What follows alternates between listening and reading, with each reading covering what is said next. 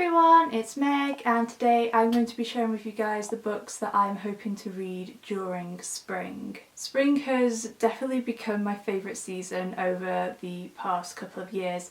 Autumn used to be my favourite, still love autumn, but I love how the earth comes to life and Mother Nature comes to life after a very long, dark, cold winter, which it feels like it has been this time. So I'm really looking forward to this. I'm filming this video at the beginning of April, so I feel like kind of end of March we had some really nice weather in the UK for about 2 weeks, and now it's gone really cold, which is why I'm wearing a jumper.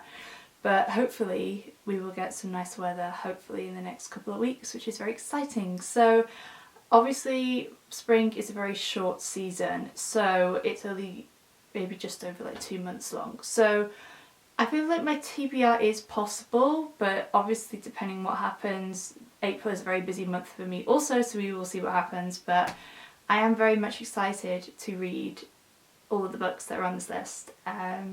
So without further ado, let's get into the video and we can talk about some wonderful books. And we're going to see how many times I accidentally hit this plant, because this monstera has grown so much now and it's really impossible for me to like not do that. So we're going to see how many times I hopefully do not hit it. Because let's face it, if you cannot tell by this background, clearly my bookshelves are slowly turning into a jungle. So I might as well start with the book that I'm currently reading, which is Cersei by Madeline Miller. And this is a very popular book. I know Madeline Miller is a very well-loved author, and this is the first Greek mythology book, like fiction book, I've ever read before. I really enjoyed Greek mythology kind of when I was a child, and I just never got back into it kind of after then, but I have heard lots of good things about this. I'm just over 100 pages in and I am enjoying it. I'm not like quite as into it as I was before, but I am still really much looking forward to it, and hopefully I can finish it this week. And I want to finish that book this week, or the week that I'm filming it at any rate, because I'm going on holiday to Rome, and I think this video might be going up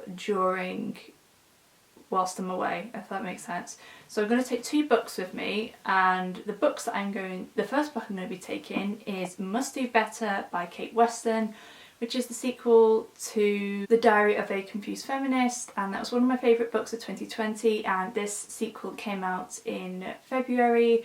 I don't really know much about it, but it's going to be light-hearted and funny, but also very serious at the same time, because it has some incredible mental health representation in this book and so much other amazing representation in here as well.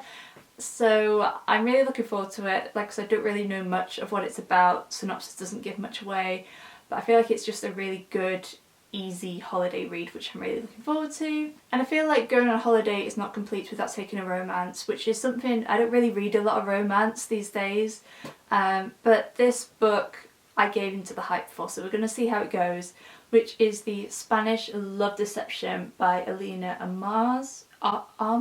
Sorry, got that completely messed up then. Obviously you guys have probably seen this book everywhere. It's been on TikTok, on BookTube, on Bookstagram, it's everywhere, and I gave in, and must admit I've heard crazy amount of good things about it, but I've heard some more mixed things about it recently.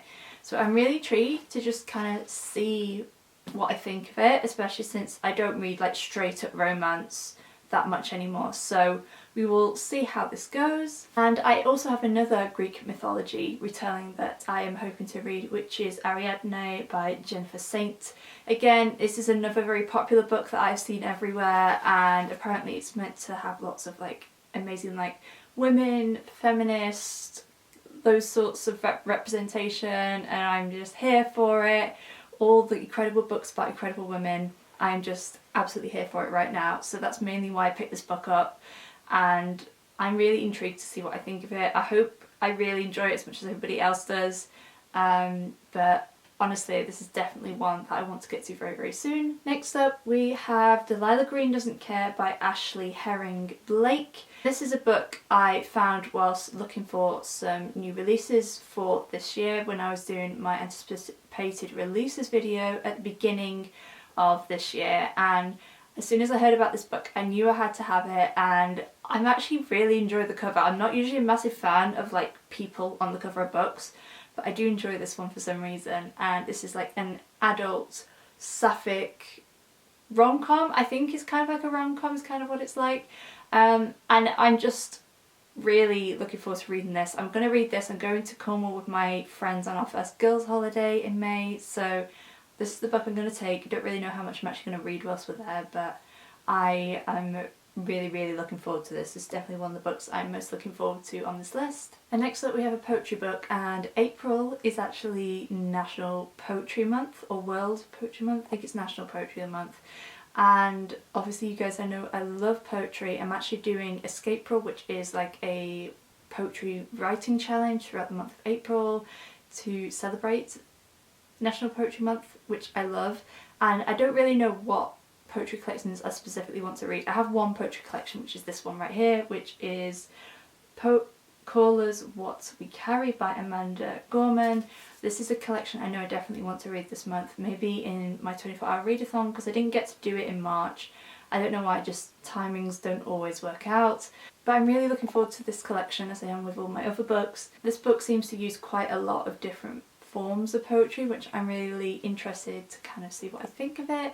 And this is a poet, I've only read one poem before, and I'm just really looking forward to it and just try and read as much poetry as possible. Obviously, like I said, this is the only book I know I definitely want to read. I have plenty of other poetry books I could get to. I'm just not sure which ones I want to go for. It might kind of be just as the mood takes, but again, this is one I'm really looking forward to getting to. Next we have This Time Will Be Different by Misa Sugiura. Oh god, I'm so sorry. I'm terrible at trying to pronounce names. But this cover screams spring, do you not think? Like, look at those edges, like, so spring-like. And I knew I had to read this during spring. I got it at the end of last year in a competition, and I knew I had to, and it's kind of around the theme of like flowers. There's like a flower shop in here. It just screams spring to me. I think the audiobook of this is on Scribd, so I think I might try and listen to it via audio. And then the last book, or series should I say, that I want to try and read during spring is the Heartstopper graphic novel series by Alice Oseman. I have read this series several times now, or I've read all of the books apart from the fourth comic twice, and the Netflix adaptation is coming out for this, which I'm sure you guys all know about, and I just thought it would be really nice to just reread the whole series before the TV show comes out. Just because I haven't read this, at least the first two editions I haven't read in maybe about a year at least, so I just thought it'd be really fun to just read them all and just have a good fun time. And also serious serotonin boost, which I definitely need right now. So I'm very much looking forward to this. At the moment I'm planning on doing a vlog where I reread these and also do my reaction to watching the Netflix adaptation, so look out for that. Hopefully maybe it'll be up in like May time or something like that, but very much looking forward to being back with these amazing, wonderful characters and hopefully enjoying a stunning Netflix adaptation. So those are all the books that I'm hoping to get to during springtime. I'm not sure if I'm going to complete all of that, but we will see. Hopefully it's going to be an amazing reading season.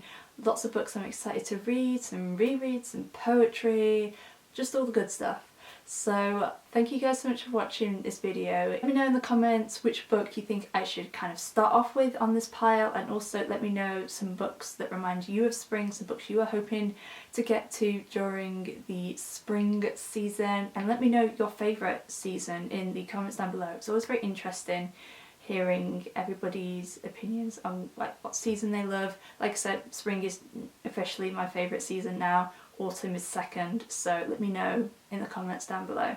If you guys like this video, I'd really appreciate it if you could give it a thumbs up, and if you would like to see more bookish videos from me, make sure you hit the subscribe button and the notification bell so you will be noted every time I post a new video. As always, I will leave the links to my social media along with the links to my Goodreads in the description down below for you guys if you would like to see more bookish content that you will not find on this channel. But thank you guys so much for watching. I appreciate you so much, and I will see you again very soon. Bye!